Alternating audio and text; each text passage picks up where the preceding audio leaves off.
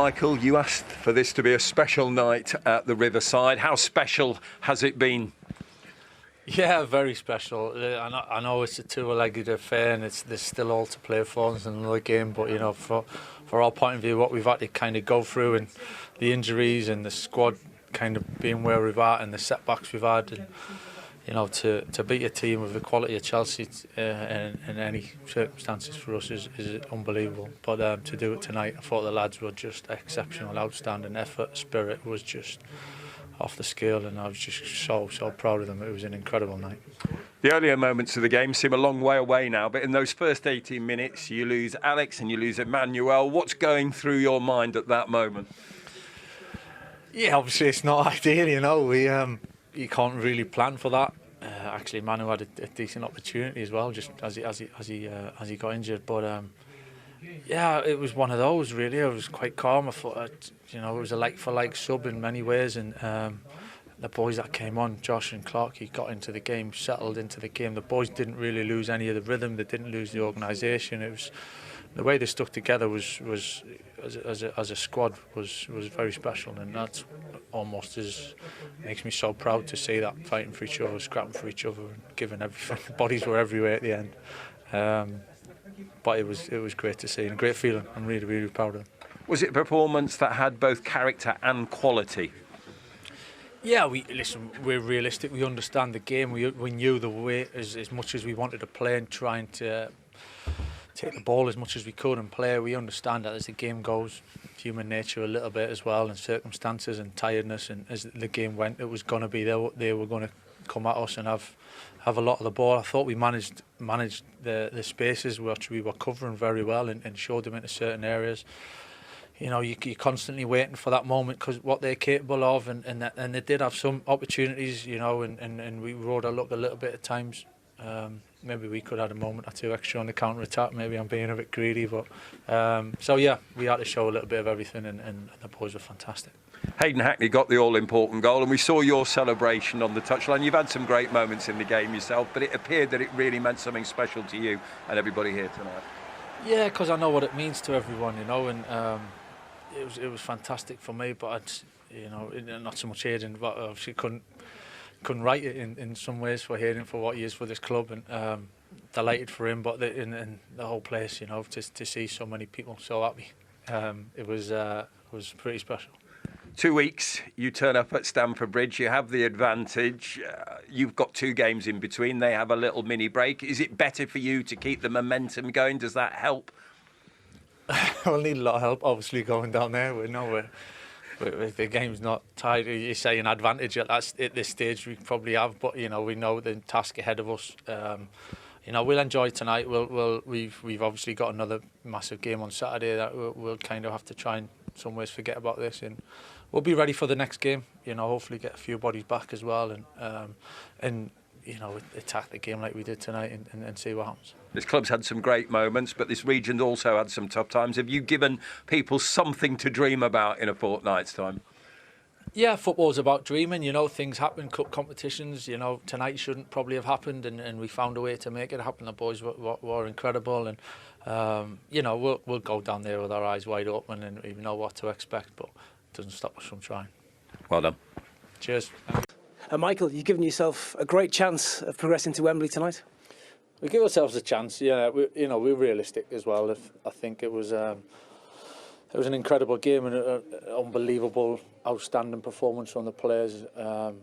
And we give ourselves an opportunity. It's all to play for. We know what we're walking into down there and what we face, so we know that. We're not celebrating like we're through by any stretch. I think we can just, for where we are, in the stage we are in the competition, for the squad, for the boys, to sample tonight, they have to enjoy it. It's to beat Chelsea, of a team of that calibre, with the circumstances we face with injuries and what have you. It's something the boys have to enjoy tonight and appreciate. And then when it comes around, of course, we'll be ready for the next game. You had injuries coming in, then to lose 2 players inside 20 minutes is tough to take. Are either of those serious? Are we likely to see either of Bangura or Emmanuel Latelath in the second leg? It's very early. It's very early. Hopefully, they're not serious, but really, right at this stage, I don't know. We've had a spell of injuries, which is tough to take. We were just getting a few back and making the group a little bit stronger. Hopefully we'll be stronger for the second leg, but at this moment in time, that second leg seems quite a long way away with the 2 league games in between. I think we just enjoyed tonight for what it was first. Not to be greedy, but could it have been even more emphatic? The guys in the studio tonight thought maybe you could have had a penalty in that incident in the second minute. Yeah, I thought it was. I had a word with the fourth official as well. I thought it was a potential penalty, but of course we could be greedy, but at the same point you got to be realistic. I think they've had opportunities that on another day they might score, and we knew we needed that. You know, these games, that's what they bring. You're never really going to keep them without having a shot at goal. They've got too much quality of that. So I suppose both teams could say they could add a little bit more from it. That's understandable. I mean, we saw both sides of your game tonight, the going forward, the goal, but also to resist so much pressure in the second half.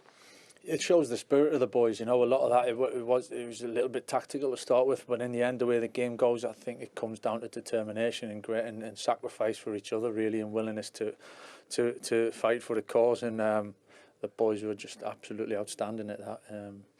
You know, and as I said, you know, the bodies in terms of were pushed to the limit towards the end. Yeah, it was incredible to see them putting that effort in for each other.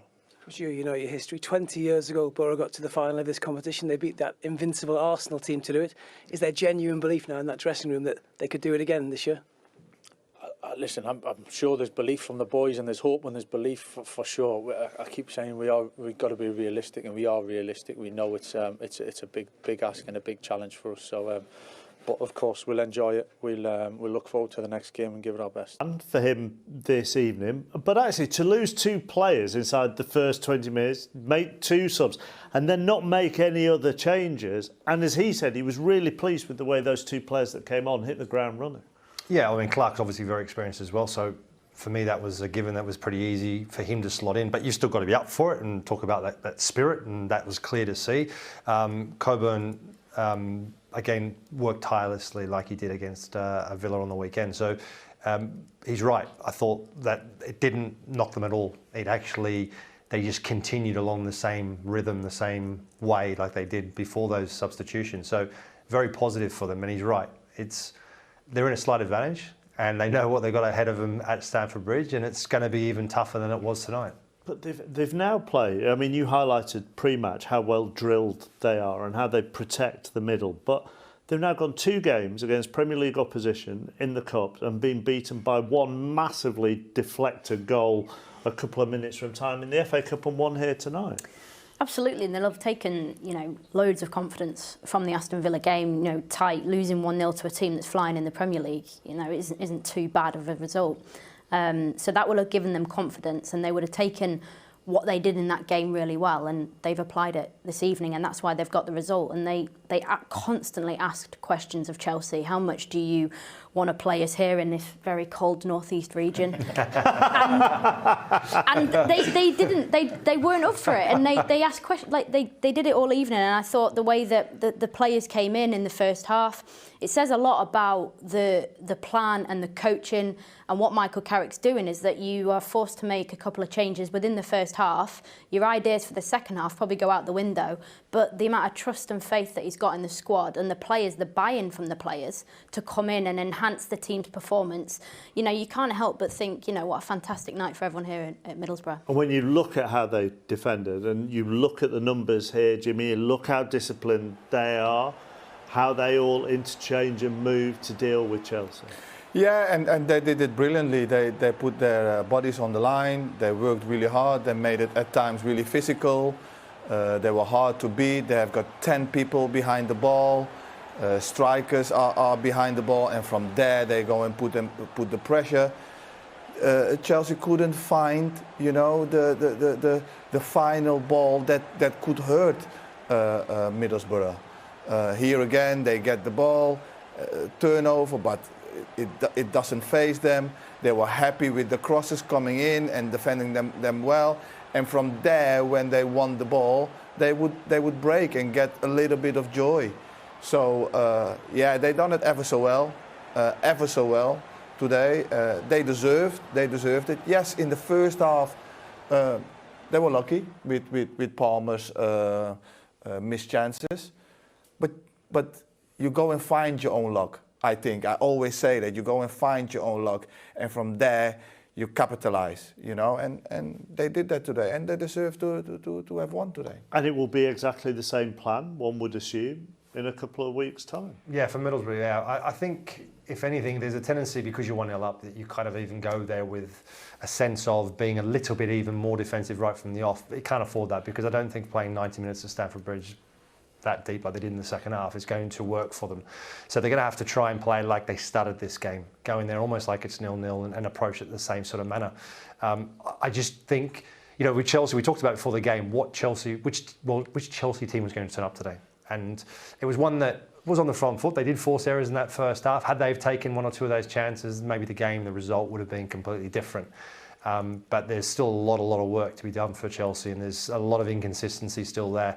And you can kind of understand why some of the fans were a bit disappointed with that performance. Sets it up nicely, doesn't it, for the second leg? It certainly does. It's exciting. It's exactly, you know what, it's fantastic for the competition, fantastic for Middlesbrough, and those Middlesbrough players will have taken so much joy from tonight. And it's, you know, cliches go, you've got to stay grounded and work towards the next one. A lot of the ball tonight. What was missing? Score. Is that as simple as that? And is that a problem that we've seen? What do you think? If you create more chances than the opponent and you have big chances and you don't score, it's difficult to. What we are going to say about talking about the performance? I think we made some mistake and we were punished for that, and they were capable to score. We concede and we cannot score, and we were not clinical enough because we created too many chances to score. It looked like there was a bit of frustration in the visiting fans at the end when the players went to thank them. Was that a frustrating night for you as well in what you saw?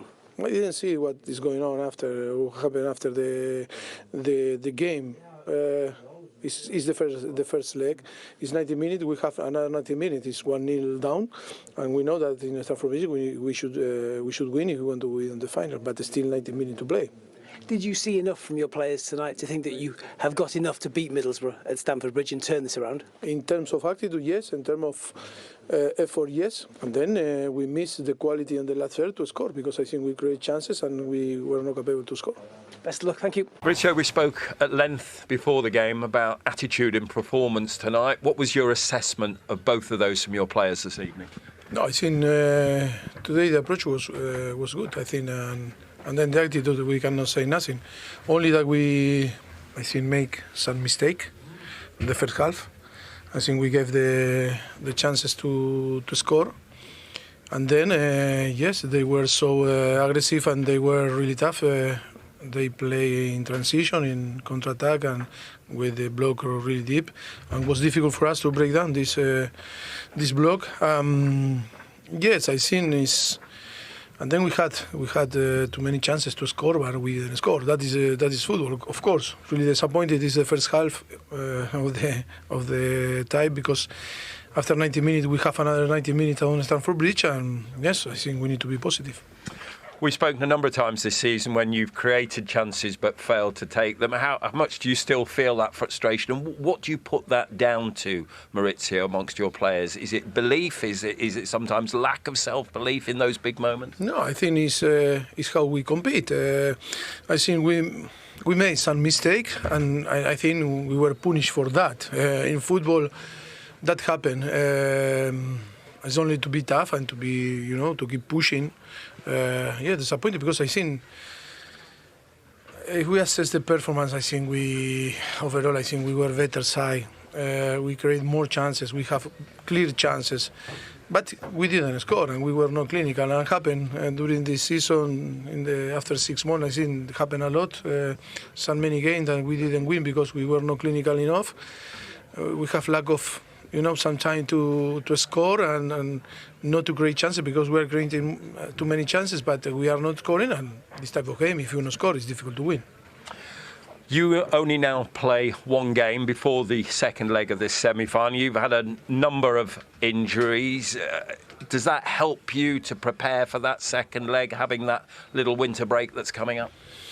15 days, okay, we can recover some players, but on the end, okay, it's maybe some players that can help, but I think we have another game now. We need to recover. I think the busy schedule, but yes, now we are going to sink in Fulham and move on.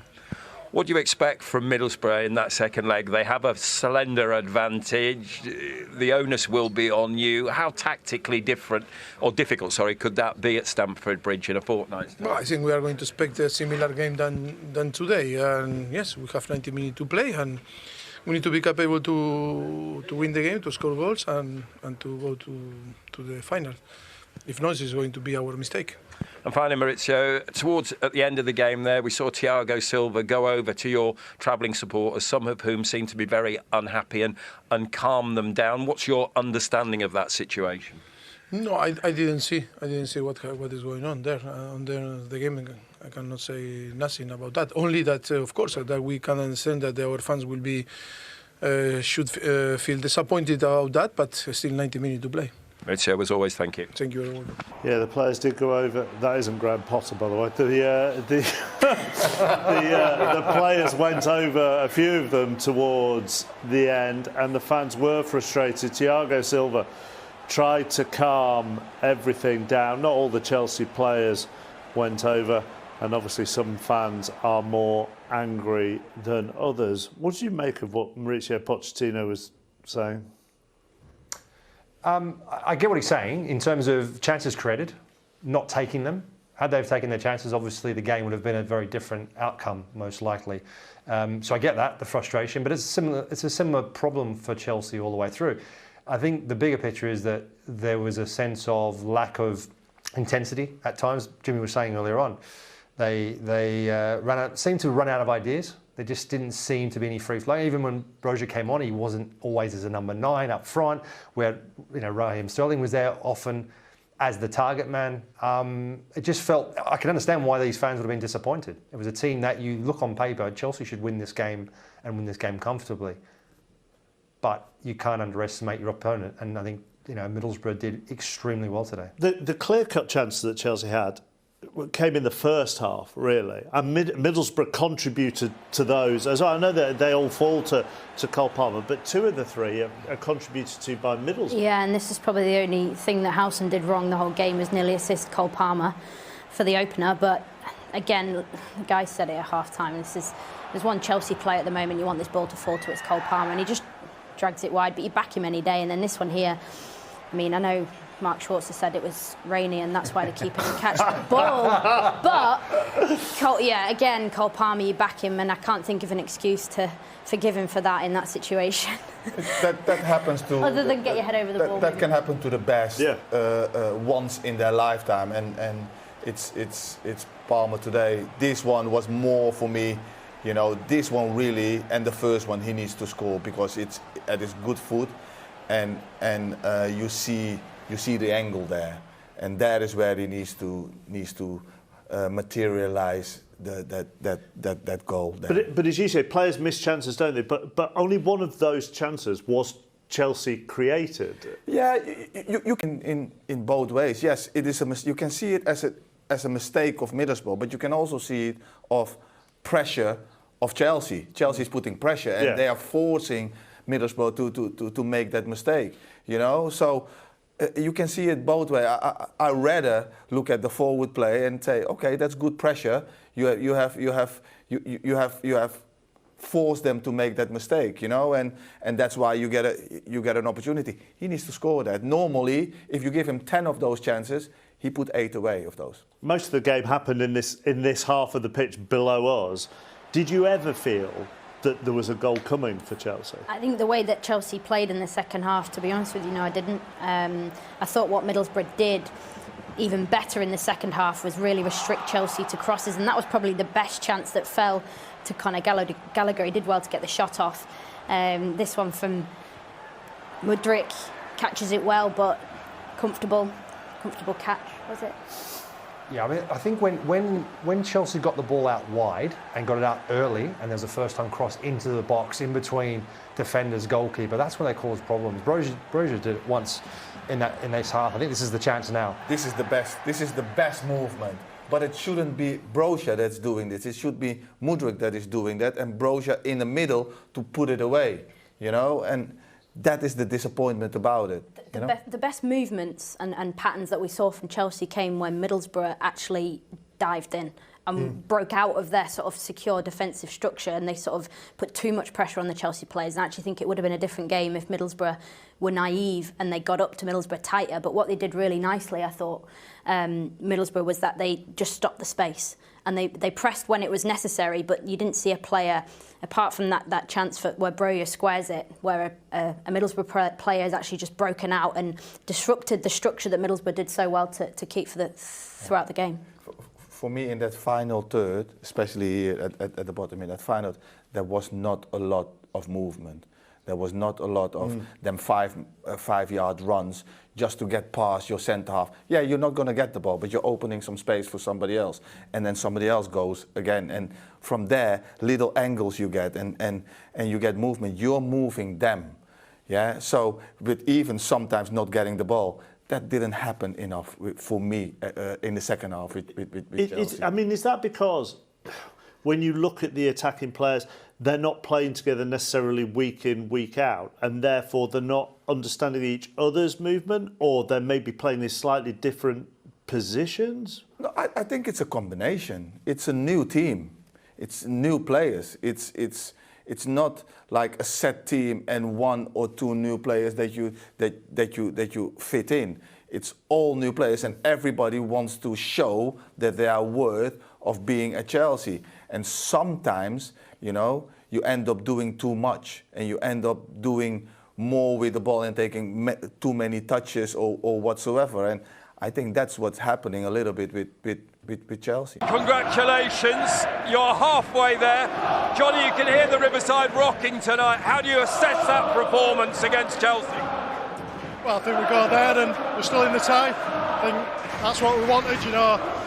We're against very good sides and still going to be extremely difficult, but we're still in this tie, so all to play for. Hayden, before we get to your goal, the night didn't start in the best fashion for you. You lost Emmanuel, you lost Alex after 18 minutes. What was the message from the bench in terms of changing tactics? There was no really changing, we were just sticking to the plan. As we said before the game, trying to keep it tight and trying to catch him on the counter. That's only your second goal this season, but it's a vital one. How special was that moment and the celebration in front of your fans? Oh yeah, it was amazing. Great ball from Izzy, and I just got on the end of it in time. So, Johnny, we can see the intent tonight. Was that the message from the manager? Go out and make this a game. Yeah, of course it was. These opportunities don't come around too often. You know, it's the first time in my career. Hayden's got the rest of his career, and the way that he's going, he'll probably be involved in a fair few more semi-finals. But we've got to make the most of it. Whatever happens, go give it your all, give it your best shot, and see what happens. Hayden, how much confidence do you take going to Stamford Bridge in a fortnight's time? oh yeah, I think we did really well tonight. But again, it's a completely different game when it's away from home, so I'll give it our best shot. Well done to both of you. Go and enjoy those celebrations with your fans. Thank you. On target, you felt that Middlesbrough were actually quite comfortable at keeping them from at bay, didn't you? Absolutely, and they knew that was going to be the case. Before the game, Michael Carrick built a game plan to stifle Chelsea, to stop them playing centrally, to force them into areas, and they did that exceptionally well from minute 1 to minute 90. And the game plan was built around the hope that the Chelsea team, the inconsistent Chelsea team, turned up. And Middlesbrough asked questions of Chelsea all evening, and Chelsea, they were not up for it at all, and Middlesbrough have got a chance. So, do you think that was one team that had a plan and one team that didn't? Yeah, well, it was very obvious what Middlesbrough's plan was. It was a very well organised side, very well drilled. You could see it. They were very well disciplined. One could argue and say, well, you know, they haven't got the quality that Chelsea have, which they clearly don't. But Chelsea, for me, at times, we talked about during the second half, that lack of movement up front, lack of ideas. It didn't seem like there was a real plan as to when players came on, everyone cut inside. Yeah, I do think that there is a plan, but sometimes you need to do the plan and a little bit more, yeah, because you know you're going to come here and they're going to make things difficult and they're going to say, okay, break me down. Now, at times, as you just said, you need to go and break the line. You need to make runs, unselfish runs, to open other spaces up. That didn't happen. You need to go from the outside, and then you come in. You need to not put crosses in if you have just only Sterling in the middle in the box, because he's not going to have the balls in. So that is know-how, that is understanding, you know, your teammates and all the other stuff that comes with it. And that didn't happen enough with Chelsea today.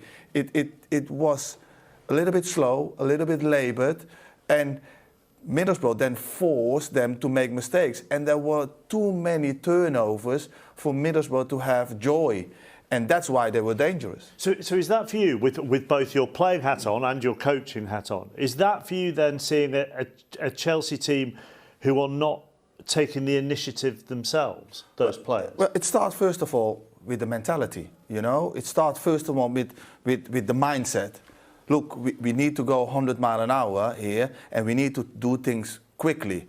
And then, you know, when you have the right mindset, the skill comes and the know-how comes.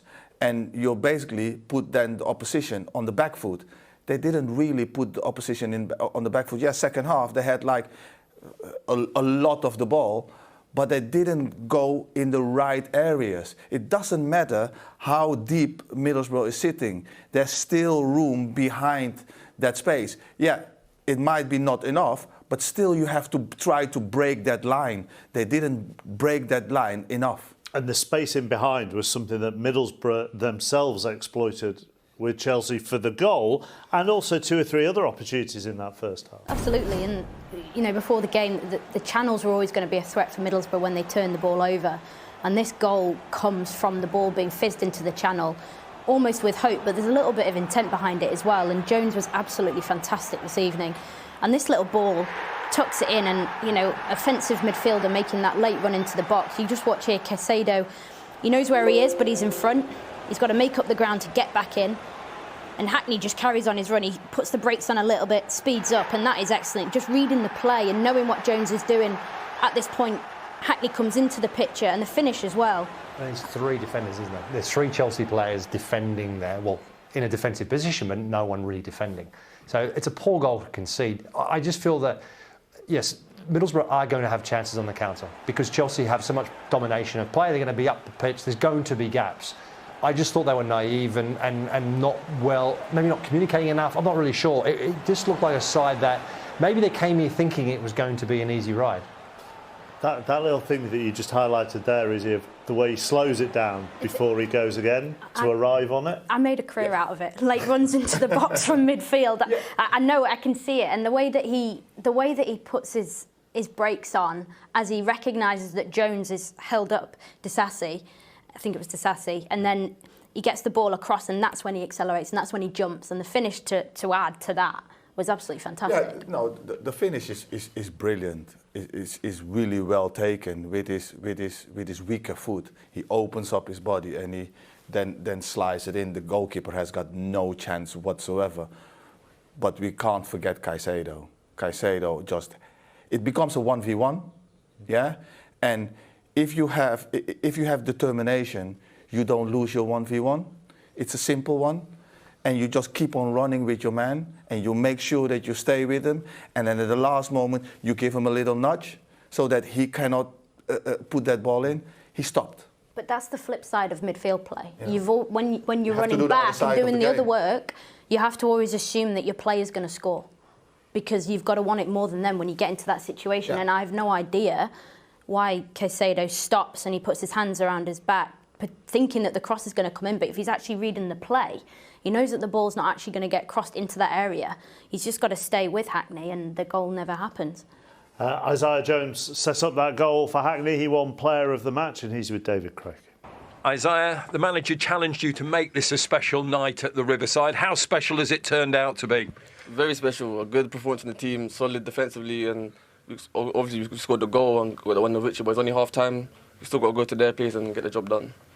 It was an evening you faced challenges, certainly in the first 20 minutes. 2 of your players, Alex and Emmanuel, both subbed off inside at 18 minutes because of injuries. How much did that change things in the game plan? It didn't really change much because day-to-day on the training ground we know our job. So the players that came in, Josh, and Clarkey, we know our job, so it didn't really affect us as much, but it's sad to see players go off in a special occasion. What was the game plan as you set out there tonight? It looked as though the manager had told you very much to go on the front foot. Was that the case? Yeah, because we're at home and we need to use the crowd as our 12th man in the game, and I think we did that with early chances in the first half, and we got a goal. You've got the 1-goal advantage. You go to Stamford Bridge in 2 weeks' time. How big a job do you face there, and how much belief can you have that you could make a Wembley final? We've got a lot of belief, and as you said, we're going there with 1-0 lead, but we've got a lot of belief. Like I said before the game, a couple of days ago we played Aston Villa and we only lost 1-0 and in the last 5 minutes. So I think we can take a lot of positives. Like last 2 games, we lost to a Premier League team and being a Premier League team. So going to the second day now, we can be full of confidence and hopefully go there, win, and go to Wembley. And on a personal level tonight, how much did you enjoy that challenge of taking on Premiership opposition again? No, I enjoyed it, man. I enjoyed it playing against the likes of Sterling and Mikhailo Mudryk. I love to test myself day in, day out, so it was a good challenge and I rose to the occasion. Well, Isaiah, congratulations on the victory, and also you are the Carabao man of the match. Well done. Thank you very much. Thank you, guys. And we're almost ready for kick-off here at Stamford Bridge. I'm Derek Ray, ready to bring you commentary, and joining me is the former Arsenal defender Lee Dixon. And every reason to believe we're in for an entertaining match here. It's Chelsea, and they face Middlesbrough. Yeah, thanks, Derek. Should be a good game, this one. I always wanted to start the game on the front foot, fast play, force the opposition to respond. Hopefully we get that from the start of this match. Magnificent defending.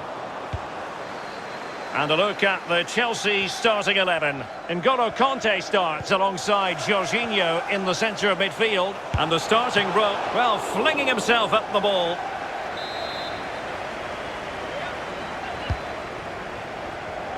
A deft clearance.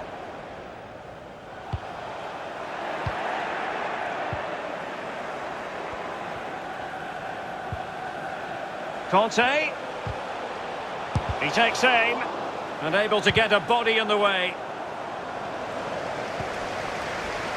Always difficult to predict in advance who might decide a game, but you could make a strong case for this man.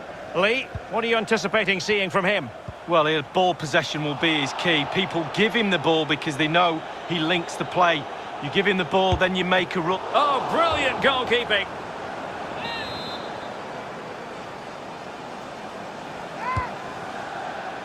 Can he convert? Fruitful looking attack. Good defending to prevent the chance.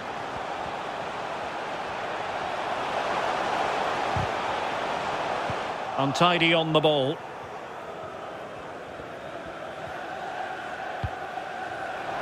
And he's broken free. Not a great pass.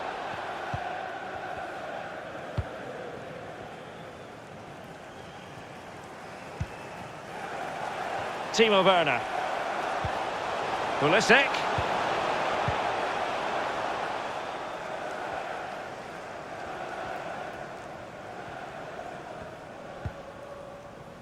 Fisher on the ball. Sloppy in possession from Borough.